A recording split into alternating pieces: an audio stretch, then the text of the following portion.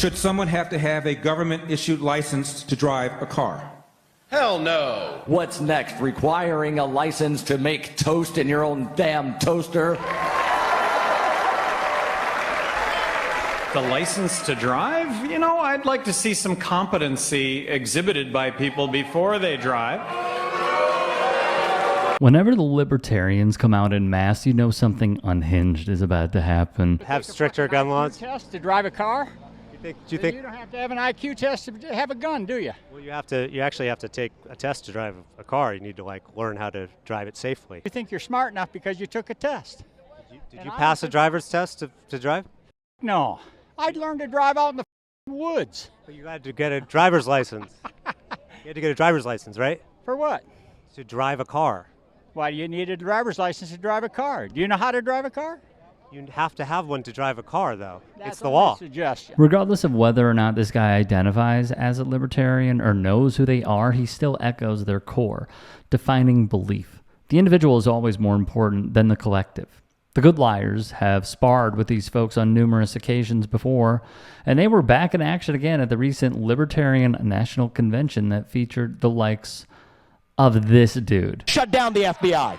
Shut down the ATF. Shut down the CDC. Shut down the U.S. Department of Education. Fire 75% of the federal bureaucrats in Washington, D.C., and send them home packing because they never should have had that job in the first place. Rescind every unconstitutional federal regulation that Congress never passed. SEC to FTC to FDA to TSA. I call that 1,000 standing around, by the way.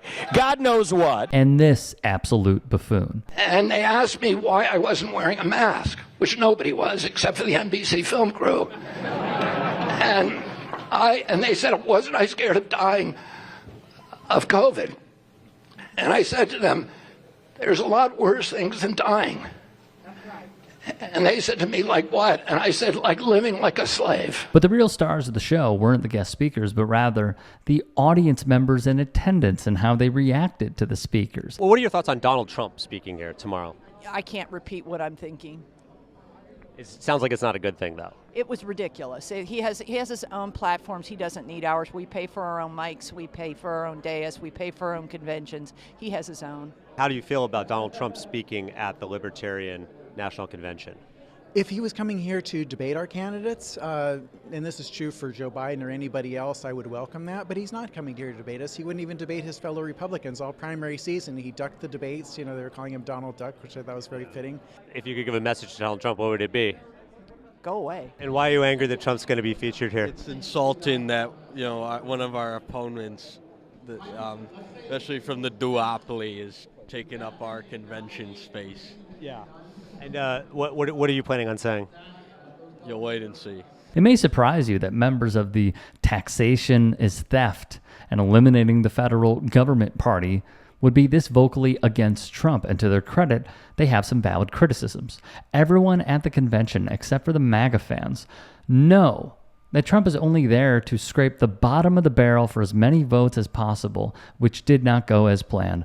A lot of people ask why I came to speak at this Libertarian Convention, and you know, it's an interesting question, isn't it? Trump was visibly shaken after his entrance received this response.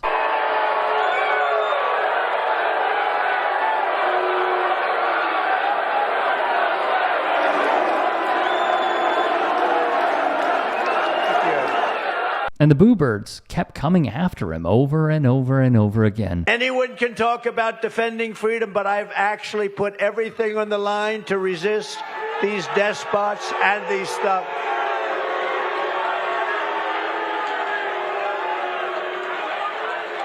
Now I think you should nominate me or at least vote for me, and we should win together.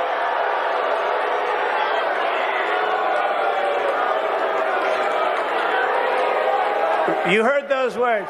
Nominate me or vote. Vote for me. Because the Libertarians want to vote for me, and most of them will. And it's very important. Nothing says these people will vote for me quite like getting booed and heckled by the most active and involved members of the party's base. You can even tell from Trump's voice that he doesn't believe his own sales pitch and is feeling the weight of the hostile crowd, much different than the usual high-energy screeds he usually goes on at his own rallies. In this election, we need your help. We need your support. When I'm in the White House, you will always find an open door to the Oval Office. Trump is acting exactly like his cult members do here, pouting and whining when things don't go their way and eventually snapping when it becomes too much for them to handle. Only if you want to win. Only if you want to win. Maybe you don't want to win. Maybe you don't want to win. Thank you. No, only do that if you want to win. If you want to lose, don't do that. Keep getting your 3% every 4 years.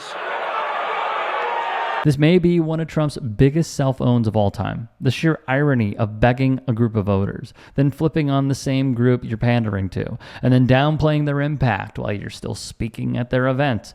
It's a perfect encapsulation of the clown show, of our entire political system, and how it has always been. If you can and are willing, please become a paid member here at TYT Sports.